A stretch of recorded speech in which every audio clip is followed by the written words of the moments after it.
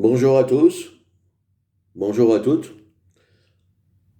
On se retrouve pour la troisième fois pour une petite vidéo que je vous concocte pour les mois à venir. Donc il y a juste un bémol dont je voudrais parler avant toute chose. C'est que aujourd'hui je trouve qu'il est un peu injuste au niveau d'OVS que les nouvelles personnes soient obligées de payer une somme qui me paraît quand même fabuleuse, 35 € par mois, pour pouvoir avoir la possibilité de se créer un compte et de faire des sorties OVS. Donc, personnellement, je trouve que c'est trop cher et c'est dans l'optique que ces personnes qui peuvent s'inscrire gratuitement, sans forcément pouvoir s'inscrire à des sorties, auront quand même la possibilité de le faire dans la mesure où je m'engage à mettre sur toutes les sorties que je lance systématiquement mon numéro de téléphone portable.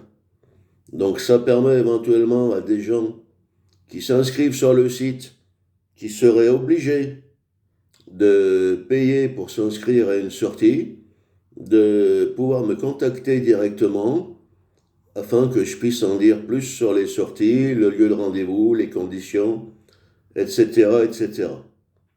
Et c'est vrai que j'engage d'autres organisateurs d'OVS à faire la même chose que moi.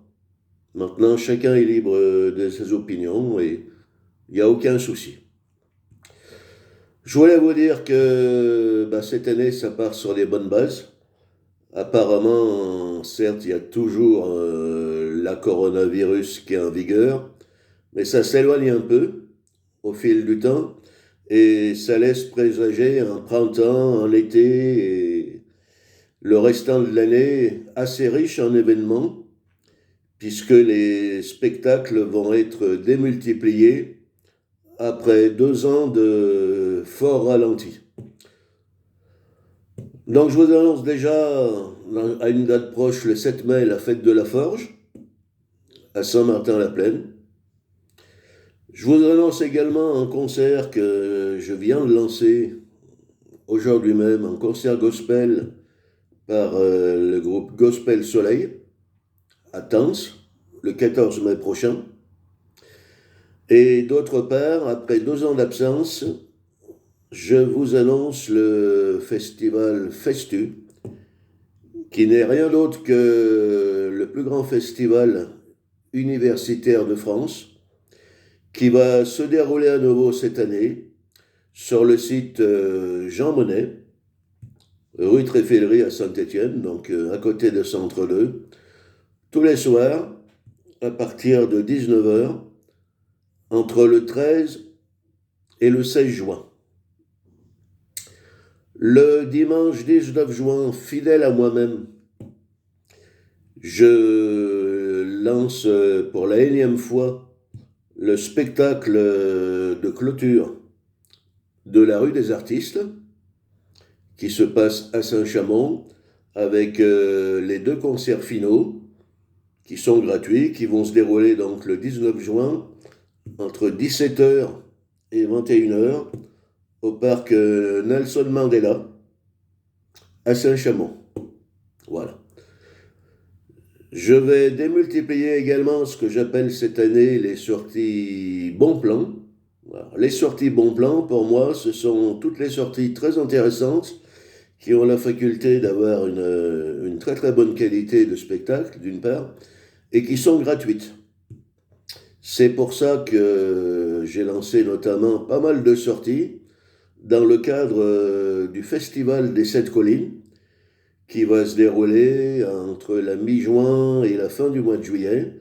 Donc là encore, vous pouvez consulter les sorties. Il y en a pour tous les goûts. Le plus gros morceau, celui que j'assume à 100%, c'est bien sûr le Festival des Roches Celtiques, où cette année, il va y avoir beaucoup de nouveautés. Donc certes, pour la 3e année consécutive, je vais œuvrer en tant que photographe du Festival des Roches Celtiques, En vous rappelant que ce festival est un festival 100% gratuit, monté par la ville de Saint-Étienne, et que cette année, les grandes nouveautés sont que le festival ne va pas se dérouler sur les mêmes lieux que les années précédentes. Ainsi, le 6 juillet, ça reste inchangé, vous aurez le spectacle d'ouverture à la cathédrale Saint-Charles, place Jean Jaurès à Saint-Étienne. Mais le 7, vous aurez le bal qui ne se déroulera non pas à Rochetaillé, mais sur le port de plaisance de Saint-Victor-sur-Loire. Le vendredi, le spectacle, au lieu de se dérouler à Rochetaillé, se déroulera sur le site Couriot à Saint-Étienne, donc derrière la gare du Clapier. Et pour les 2 grosses journées du samedi et du dimanche, donc les 2 journées de clôture du festival, le plus gros morceau des artistes, ça va se dérouler non pas sur le site des Condamines, comme les autres années, mais à Rochetaillé. Et tout cela sera bien organisé, car il y aura des navettes de bus gratuites durant ces 2 jours, ce qui permettra un petit peu de désengloutir Rochetaillé au niveau des véhicules automobiles. Voilà. Bien sûr, en dehors de cela, les communes n'ont pas encore lancé leur programmation, mais il va y avoir, comme les années précédentes, les mardis de l'été à Saint-Romain-le-Puy. Donc ça va s'établir sur les 4 mardis du mois de juillet. Nous allons avoir également les mercredis en fête, qui vont être répartis sur 3 mercredis, cette fois sur le site de Saint-Just-Saint-Rambert. Les jeudis de l'été, qui vont reprendre une habitude, je vais dire, normale, à savoir qu'ils vont à nouveau se dérouler au Grand Jardin d'Allard à Montbrison, qui vont être répertoriés sur les 4 premiers jeudis du mois de juillet et les 3 premiers jeudis du mois d'août. Et puis des sorties plan gratuits que je vais lancer à longueur de temps, mais j'aurai l'occasion de vous en parler au fur et à mesure. Voilà, on a fait un tour comme ça des différentes activités que je propose. La liste n'est pas exhaustive, parce que cette année, il va y avoir beaucoup de soucis sur certaines journées, du fait que pendant 2 ans, il y a eu peu de choses avec la Covid. On va parfois se retrouver sur des soirées avec moult artistes sur moult endroits.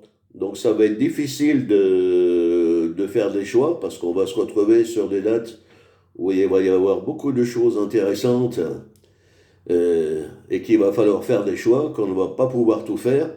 Mais bon, après tout, ne vaut-il pas mieux offrir plus de choix de telle manière que les gens puissent choisir en leur âme et conscience la meilleure possibilité de spectacle, plutôt que d'offrir un nombre très restreint de spectacles avec les conditions sanitaires qu'on a pu connaître pendant 2 ans et demi. En tout cas, ça part sur des bonnes bases. J'espère avoir l'occasion de vous voir, pour ceux que je ne connais pas encore, et puis de vous revoir surtout, vous qui me connaissez et qui me faites confiance depuis maintenant 12 ans et demi. Donc tous les voyants sont en vert, ça se présente très bien. Dans les médias, je vous souhaite une bonne fin de mois d'avril. Et puis à partir du mois de mai, on part sur les bouchées doubles. Bonne journée à tous, bonne fin de week-end, et à bientôt sur une sortie. Ciao, ciao!